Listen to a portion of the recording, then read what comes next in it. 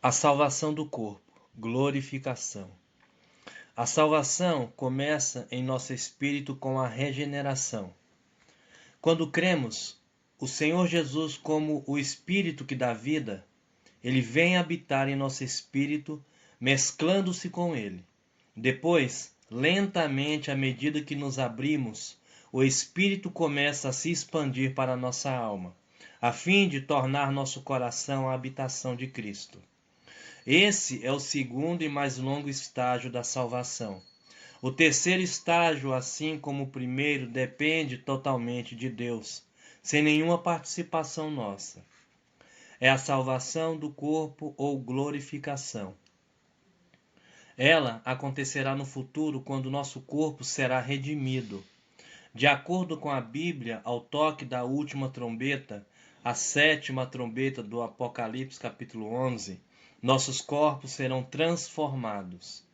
Primeiramente, os mortos em Cristo ressuscitarão, e juntamente com os que estiverem vivos naquela ocasião, serão arrebatados. Ali então, o corruptível será revestido de incorruptibilidade. 1 Coríntios capítulo 15, versículos 50 ao 53, 1 Tessalonicenses capítulo 4, versículo 15 ao 17.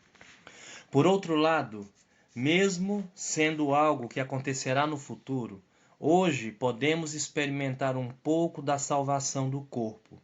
Em Romanos capítulo 8, versículo 10, Paulo diz que o corpo está morto por causa do pecado. Evidentemente, isso não significa que estejamos mortos fisicamente.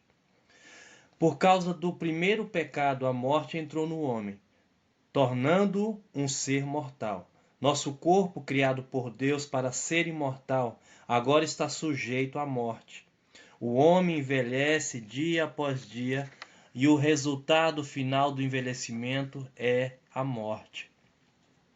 Além disso, o pecado habita nos membros do nosso corpo, levando-o a pecar.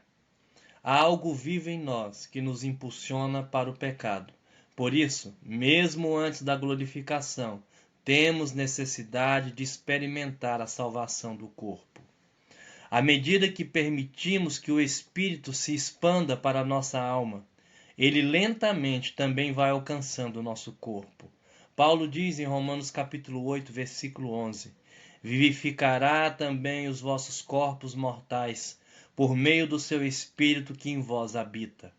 Por estarmos experimentando o Espírito da vida, nosso corpo que antes se alegrava no pecado e o buscava, hoje o rejeita.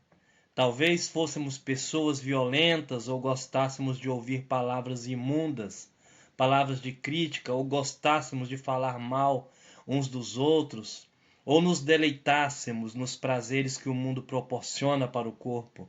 Mas hoje, pelo fato de o Espírito estar se dispensando para o nosso corpo, este espontaneamente rejeita essas coisas.